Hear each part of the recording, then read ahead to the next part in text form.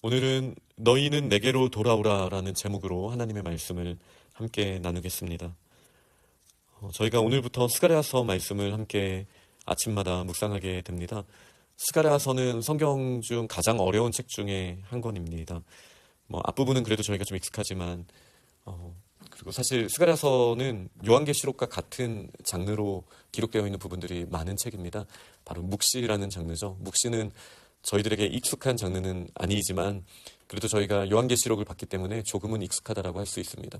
눈에 보여지는 환상이 문자 그대로 해석되어서는 이해할 수 없지만 다른 성경과 연결해서 또 하나님의 사랑과 또 하나님의 공의를 생각해 볼 때 저희는 본문을 이해할 수 있겠습니다. 이 묵시는 다니엘서를 포함해서 에스겔, 스가랴, 요한계시록의 특징이라고 할 수 있겠습니다. 본문은 다리오 왕 제2년이라고 말합니다. 바사의 페르시아의 고레스를 통하여 하나님께서 이스라엘 백성들을 구원하신 이후 이제 한 18년 정도가 지났습니다. 18년 전에 하나님의 놀라우신 은혜로 그들이 바벨론을 떠나서 바사를 떠나서 이제 예루살렘으로 돌아왔죠. 그러나 그 시간 동안 꿈같은 시간을 보냈음에도 불구하고 여전히 상황은 좋지 않았습니다. 환경은 이스라엘의 편이 아니었습니다. 하나님께서 구원하실 때는 꿈 같았지만 그러나 현실은 녹록치 않았습니다. 그들이 돌아왔을 때 황폐화되어 있는 예루살렘, 그리고 무너져 있는 성전, 이 모든 상황 가운데 여전히 그들을 대적하고 있는 주변의 이제 이민족들, 이렇게 그들의 상황이 녹록치 않은 상황 가운데 하나님께서는 선지자들을 통하여 그들이 어디서부터 회복되어야 하는지를 말씀하시는 내용이 잘 기록되어 있다고 할 수 있겠습니다. 스가랴는 이 배경은 18년이 지난 상황이기 때문에 아직 성전은 지어지지 않은 상황입니다. 그리고 학계 선지자와 비슷한 시기에 활동을 한 것이죠. 그리고 학계 선지자와 스가랴 선지자는 성전을 세워야 할 것과 특히 스가랴 선지자는 이를 위하여 하나님께서 기름 부으신 자들을 준비하셨고 이는 사람의 능과 힘이 아니라 오직 여호와의 영으로 하나님의 성전이 지어질 수 있다는 것을 분명하게 선포하셨습니다. 저희가 네 번째 장에서 이 내용에 대해서 구체적으로 보게 될 것입니다. 그리고 하나님의 말씀이 선포된 지 얼마 되지 않아서 성전은 이제 준공되고 완공되게 되는 것을 저희가 역사적으로 알고 있습니다. 이 스가랴는 바벨론에서 태어났습니다. 그리고 제사장으로 저희가 보여집니다. 이또라는 사람은 제사장으로서 이제 바벨론 포로 이후에 기록되어 있고 돌아온 자들의 명단에 있는 사람입니다. 그래서 이 스가랴를 제사장으로 보통 보고 있습니다. 그리고 그가 본 여러 환상들 가운데 그가 제사장이다라고 생각할 만한 내용들이 있다라고도 저희가 말할 수 있겠습니다. 이 시기에 하나님께서 세워주신 새 기름 부음 받은 자는 왕같은 스룹바벨, 세스바살이라고도 부르는 스룹바벨이 있고요. 그리고 선지자 스가랴, 그리고 대제사장 여호수아, 이렇게 세 명이 하나님의 기름 부으심을 받은 포로기 이후에 하나님께서 새롭게 시작하시게 했던 믿음의 사람들이라고 할 수 있습니다. 그러나 환경은 다시 말씀드리지만 너무 어려웠습니다. 하나님이 기름 부으셨다라는 말 자체가 이제 영적으로 보면은 아무리 환경이 어려워도 하나님이 함께 하시니 우리가 승리하고 이 일을 반드시 감당할 수 있다라는 의미이지만, 그러나 세상을 바라봤을 때 마치 풍랑 위를 걸어갔던 베드로와 같은 모습이라고 할 수 있겠습니다. 예수 그리스도가 손을 내미셨으니 예수 그리스도를 바라보고 가기만 하면 성령의 역사하심으로 아무리 혼돈의 바다가 있을지라도 그 바다 위를 걷게 하시는 줄 믿습니다. 그러나 세상은 자꾸 우리를 얼마나 이 풍랑이 센지, 이 파도가 사나운지, 이 파도 아래가 얼마나 깊은지를 우리에게 기억하게 합니다. 그리고 우리의 시선이 예수 그리스도를 떠나 세상을 향하는 순간 언제라도 가라앉게 되는 상황입니다. 여전히 이 상황은 어렵지만 하나님의 기름 부으신 이 새 기름 부음 받은 자가 있고, 다시 말해 하나님의 통치하심, 하나님의 말씀이 선포되고 또 하나님의 제사장이 하나님을 신뢰하면서 나아갈 때 이 공동체에 소망이 있다는 사실을 저희는 꼭 기억해야 하겠습니다.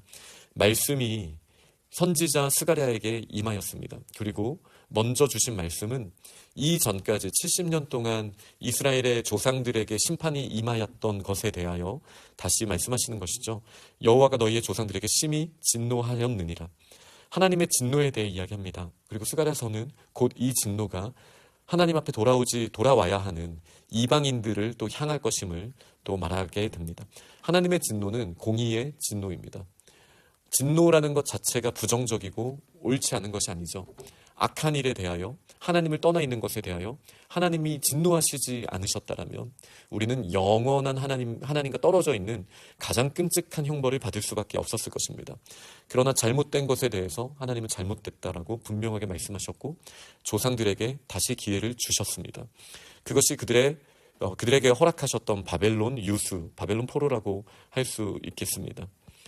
그들에게 말하기를 만군의 여호와께서 이처럼 이르시되 너희는 내게로 돌아오라. 이렇게 이스라엘 백성들에게, 그 조상에게 진노하셨던 하나님께서 너희는 내게로 돌아오라 라는 초청의 말씀을 하십니다. 이것이 오늘 본문의 제목인데요. 너희는 내게로 돌아오라. 이 전까지는 조상들의 죄 때문에 바벨론에 있었습니다. 그리고 이 말씀을 듣는 많은 사람들은 바벨론에서 태어난 사람들입니다. 하나님을 떠났었고 예루살렘에 대해서 환상처럼 이야기만 들었던, 성전의 아름다움에 대해서 이야기만 들었던 그들, 막상 태어나 보니 세속이 너무 좋은데 이곳에서 계속 살고 싶은데 부모님은 그 환상을 말하였고 그 부모님의 말씀을 기억하고 이제 고레스의 명령을 따라 예루살렘으로 왔던 그들, 18년이 지났는데 너무 척박하고 사람이 살 수 있는 공간이 아니고 성전은 완전히 무너져 버렸고 위험한 곳, 그들에게 지금 여호와 하나님께서 말씀하시는 거예요. 너희는 내게로 돌아오라. 여기서 말하는 너희는 조상들이 아닙니다. 이방 민족이 아닙니다. 이스라엘입니다. 우리 자신입니다. 지금까지 하나님과의 관계에 있어서 하나님의 성전을 우리가 꿈꿨던 것, 성경에서 보여졌던 것, 과거에 들었던 하나님 나라의 부흥, 여러 가지 이유로 우리가 꿈꿨던 모습이 있는데 그렇지 못한 상황이 보여집니다.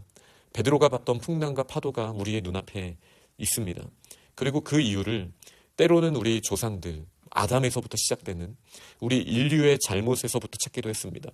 너무나 세속화되어 버린 현재 상황, 그리고 이 예루살렘을 탐하고 공격하고자 하는 이방 민족들, 이 세상의 문화, 또 이 세상에서 우리를 괴롭히는 존재들, 여러 이유들 때문에 하나님의 영광 앞에 우리가 나아가지 못한다라고 생각했던 저희들에게 하나님께서 첫 번째로 주시는 말씀은 너희는 내게로 돌아오라. 우리가 하나님 앞에 더 가까이 가야 할 영역이 있다라는 거예요. 다른 누구 때문이 아니라 내 자신의 지금의 상태 때문에 우리가 지금 하나님의 나라의 영광을 충만하게 경험하지 못하고 있다는 거예요. 이것은 우리 개인에게 주신 말씀이기도 하고 우리 공동체에게 주신 말씀이기도 합니다. 그래서 오늘 저희가 읽은 짧은 6절의 본문 가운데 돌아오라는 말씀이 굉장히 많이 반복됩니다. 이 돌아오다라는 말씀은 말 그대로 하나님 앞에 방향을 바꿔서 돌아간다라는 의미입니다. 그러면서도 성경에 이 말이 더 많이 번역된 것은 회개하라라는 표현이죠. 또 6절에는 돌이켜라고 또 말씀이 기록되어 있습니다. 하나님께서는 사랑의 하나님, 생명의 하나님께 우리가 돌이키기를, 회개하여 우리의 마음을 다시 하나님으로 채우기를 원하고 있으십니다. 우리가 돌이키기만 하면 하나님께서도 진노에서 돌이켜서 우리에게로 돌아오리라 라고 말씀하십니다. 여기서 돌아오리라 라는 말씀은 가시적으로 보여지는 것으로는 성전을 다시 회복시켜 주시겠다라는 의미이죠. 18년이 됐는데 성전을 꿈꾸지도 못하는 그들에게 너희의 마음에서부터 회복이 일어나면 성전을 다시 허락하고 하나님의 임재를 주시리라 약속하셨습니다. 그러면서 그들의 돌이키는 것은 악한 길, 악한 행위를 떠나서 돌아오라 하셨다. 그러나 조상들이 듣지 않았냐. 그러니 이제 돌이켜 하나님께서 너희들이 하나님 앞에 돌아올 수 있도록, 하나님 앞에 돌이키지 않았을 때 심판이 어떤 건지를 너희가 조상들을 통해 봤으니 너희는 돌이켜야 한다 라는 메시지를 스가랴 선지자를 통해서 주신 내용이 오늘 본문에 기록되어 있습니다. 우리의 눈앞에 많은 장애물들이 있고 무엇보다 우리가 가장 원초적으로 잃어버린 하나님의 그 커다란 부재에 우리에게 느껴지는 그 아픔이, 상실감이 우리 인간들에게는 가장 큰 문제라고 말할 수 있습니다. 이 문제를 해결해야 합니다. 하나님의 영광을 우리가 경험하지 못하면 그 어떤 것으로도 우리의 마음은 채워질 수 없습니다. 그런 하나님의 영광을 회복하기 위하여 우리에게 주신 말씀이 너희는 내게 돌아오라. 우리가 자꾸 다른 누구 때문에라고 말할 필요가 없다라는 것이죠. 우리가 하나님의 영광을 위하여 더 돌이켜야 될 영역이 어떤 것이 있겠습니까? 당장 지난 주일 말씀을 생각해 보면 하나님께서 배우라고 말씀하신 호세아를 통해서 말씀하셨던, 또 예수님을 통해서 다시 말씀하셨던, 또 사무엘을 통해서도 이야기하셨던 내용과 비슷한 말씀, 긍휼이 사랑이 제사보다 낫다라는 맥락에서 봐서도 오늘 본문이 똑같이 이해가 됩니다. 하나님이 돌아오신다라는 그 약속, 하나님의 영광의 임재, 예배의 충만함, 그러나 그 전에 우리가 돌이켜야 하는 부분이 반드시 있다라는 이 말씀을 저희는 꼭 기억해야 하겠습니다. 너희가 내게 돌아오면 하나님도 돌아오시리라 약속하셨으니, 오늘 하루를 시작하면서 우리의 매일의 삶의 영역에서 우리가 꿈꾸는 하나님의 영광의 임재 충만하심을 위하여 우리가 돌이켜야 될 작은 영역이라도 있다라면, 나의 언행과 또 나의 경건하지 못한 습관과 또 하나님이 아닌 다른 것을 쫓았던 우리의 모습 중에 돌이켜야 할 영역, 마치 창세기 32장의 야곱이 베델의 상수리 나무의 밑에 그 가문에 돌이켜야 할 우상 제물을 다, 우상의 것들을, 신상들을 다 파묻었던 것처럼 우리가 돌이켜야 할 그 영역이 크든 작든 어떤 영역이 있는지 돌이켜보고 하나님 앞에 결단하며 돌이키는 그런 복된 기도의 자리가 될 수 있기를 간절히 축원합니다. 아멘.